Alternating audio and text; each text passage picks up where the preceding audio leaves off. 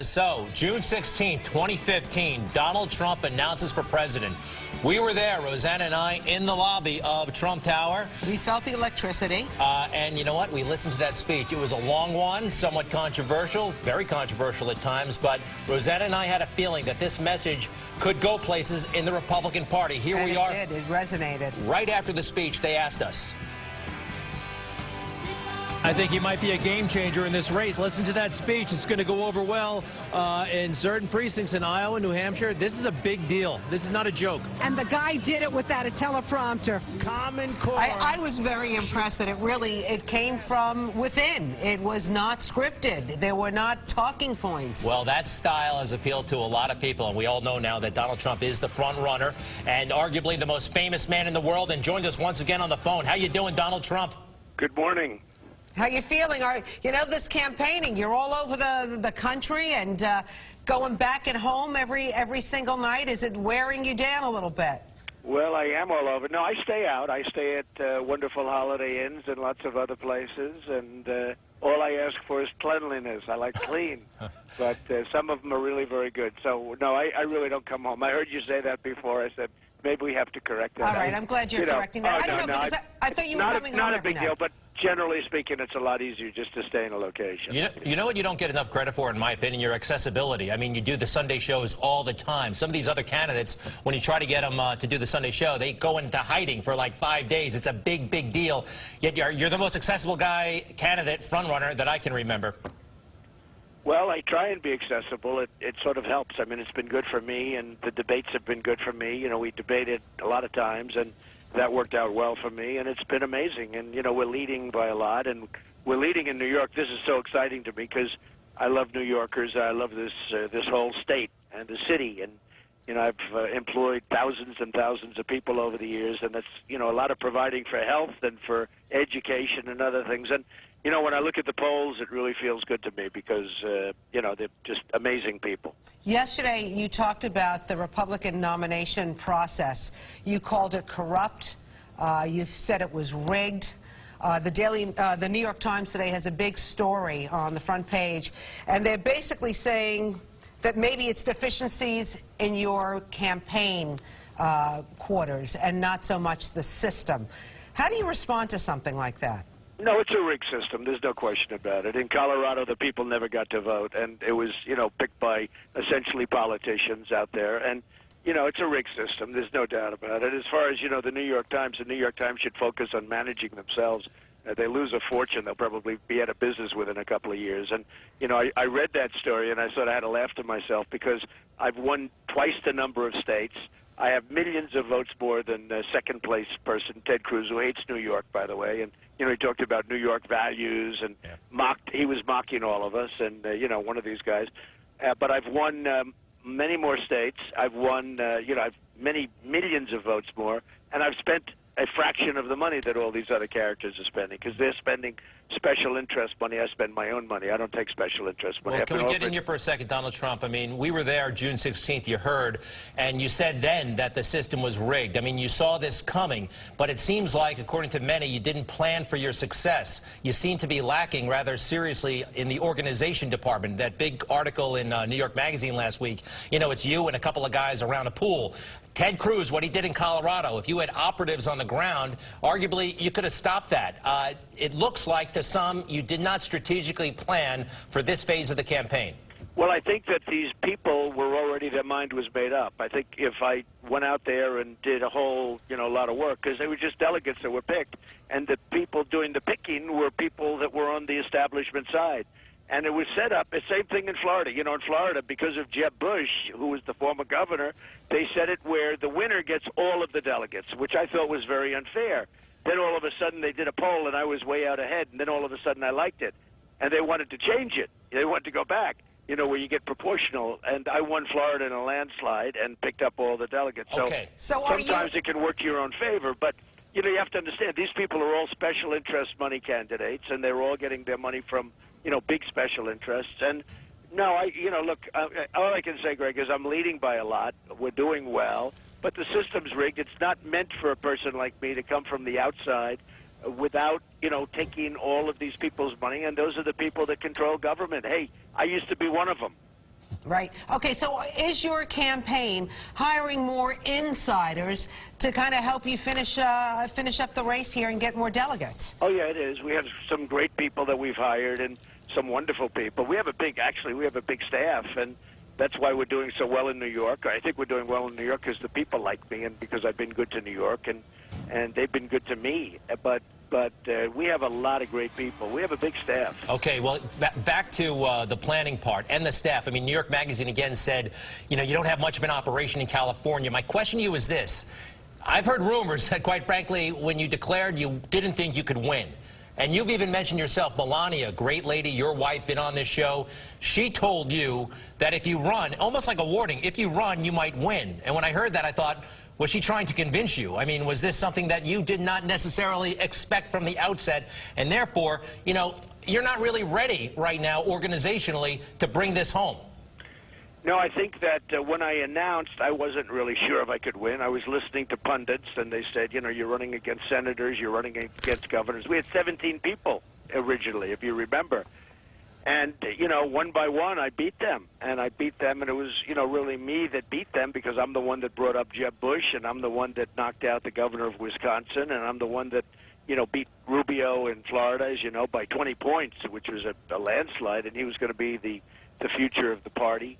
And, you know, I beat all these people, and would I be, you know, a little bit surprised? I guess you have to be a little bit surprised. A lot of people are surprised. Everyone's talking about it. But, no, I'm always prepared to win. I want to win. I do it to win. But I will say, you know, if you would have told me back then when I remember you two standing there watching, I was looking at you a little bit as I was speaking. But if you would have told me I would be, you know, leading by this much and in this position this late in the game, you know, could be a little bit surprised. All right, let's talk about Paul Ryan, Speaker of the House. Yesterday, he made a big announcement. He doesn't want the nomination, even if they want to throw it in his lap, and he feels that whoever is in the campaign should get the delegates. How did you feel? What was going through your mind when you saw Paul Ryan make this announcement yesterday? Well, I think he's right about that. It's the ones that are in, you know, because we've gone through a lot of people. A lot of people have run, and, you know, to bring somebody else in at this point would be unfair, but they haven't gone through the wars. These have been real wars. You've seen it. It's been a very vicious campaign, according to many. And these are wars, and I think it would be, I think the people, because I have tremendous supporters. We have the most loyal supporters by far, and everybody admits that. Every poll says it. You know, some of these guys, their supporters, if they sneeze wrong, the supporters leave them. With me, we have tremendous support and incredible people. And I think those people would, you know, absolutely revolt, and I think they'd leave the party, and I think they wouldn't vote. And I think he understands that. So he's doing the right thing. I want to go back to last summer. You said some stuff about John McCain. I mean, it was a diss. I've heard you kind of complain about how it was covered, but you dissed John McCain. I quite frankly thought at the time that he's done. And my brother said, watch, he's going to go higher in the polls, and you did. But now that that's passed, I'd like to go back to that. And people have wondered, can Donald Trump apologize? Looking back now, wasn't that just a terrible thing to say about John McCain? I'm curious if you've apologized to him personally, because if you say that about his service, I mean, what do you think about another veteran service? Because for a lot of us, he's, you know, there's no argument. It's not a close call. He's an American hero. Well, I've got no problems with John McCain. The problem I had at the time, and I had a big problem, was the way the vets are being taken care of. Because if you look at these professional politicians, they're not taking care of our vets. The money is being poured out. It's a very corrupt system, you know, the VAs in Phoenix and all of them. I mean, you look at them, what's going on. And the vets are not being taken care of. And I always held John McCain responsible for that because he's so involved in it. And I viewed that. And it was interesting. I had no idea your brother was so much smarter than you. Well, hold on a second. But you implied that he was shot down, you know, basically because maybe he wasn't good enough or something like that. No, there was an implication that he failed, and those who didn't get shot down were somehow superior. No, I never implied that. And I like John McCain, and John McCain certainly is a hero, and I think anybody that fights for us, frankly, is a hero. So will we see I have no problem with John McCain whatsoever. Will we see any rallies in New York City? I know you did one out on Long Island, but somebody just tweeted me. They wanted to know if you were going to do anything in Manhattan. We're planning something, and I'll tell you what, the numbers of people in Bethpage, we had 20,000 people. We were in Albany the other night. We had 21,000 people. We're having crowds like you've never seen before. We were in Rochester and Rome. We went to Rome. I mean, our Rome, the New York Rome, the one that's important as opposed to the other one. Okay. But we were in Rome yesterday. We had 7,000 people. I mean, we're having tremendous receptivity, and upstate has been incredible because, you know, they're losing all their jobs. They're losing their manufacturing.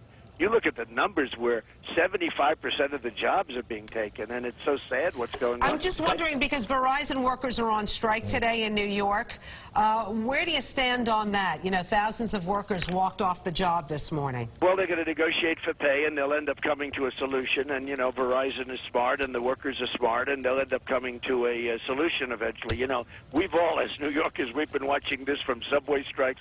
We have seen more of this than any people in the world, I guess. So we're not exactly shocked by it, but it'll all work out.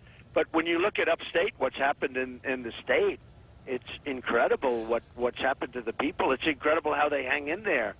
And, you know, they know I'm going to bring jobs back. I'm going to take them out of Mexico. We're not going to let our companies move like they're moving. They're moving to Mexico, particularly Mexico. And they're leaving hundreds of thousands of people unemployed. It's ridiculous. In the time we have left, a couple of quick things. Number one, I've heard some wiggle room sometimes when you talk about self-funding and the general election. With Mike Bloomberg, it was very cut and dried. He wrote the checks, all of them. With you, it seems like you're open to money coming in from some sources. General election, if you're the nominee, is Donald Trump paying for the campaign, period? Well, I'm self-funding now, and I think it's been a big thing. It's been an important factor, and I haven't made a determination. You know, when you self-fund for the other, you're talking about $1 billion or more, yeah. And I haven't made a determination. But you've got that kind of money. I will make that determination sometime, but first I want to get there. Okay, other things. Little Marco, you dubbed him. You said he could be in the administration. What about, as you call him, Lion Ted? Well, you know, we have a pretty contentious fight. He's fine. I think, you know, we used to get along very well, but ultimately I said eventually that's going to end because, you know, I didn't know. I had no idea he'd be one of the last men standing. I didn't expect that, frankly. I didn't expect Ted would be one of the last men standing, and he is. So we'll see what happens. I mean, he's polling very, very poorly in New York, and he should be. I mean, he's very bad to New York. He wouldn't give the money for Sandy relief. You know, a lot of bad things. He's voted against New York, and he made his horrible statement about New York values. I think that, you know, he's going to start losing pretty big league based on what I'm seeing in Pennsylvania, in Connecticut, in all of these, you know, places that we love and that we know so well. He's doing very poorly. So we'll see what happens. All right. Now, I know that you're like a famous germaphobe. You hate shaking hands. You're on the campaign, you know, trail. You have to shake hands. You have to kiss babies. How's that working out for you? Really, it's fine. I mean, you have to do it. And it's something that, well, I've been proven by science to be right. You know, you catch a cold, guys come in. A man came into my office the other day, and he hugs me and shakes my hand and everything. And I said, how you doing? He said, oh, I'm so sick, Donald. I have the worst flu. And I'm like, oh, man, this is brutal. But you know what? And I didn't catch it, at least yet. But, you know, it's something you do. As a politician, you do it, and you smile. And I actually, you know, it's amazing. I've gotten so used to it.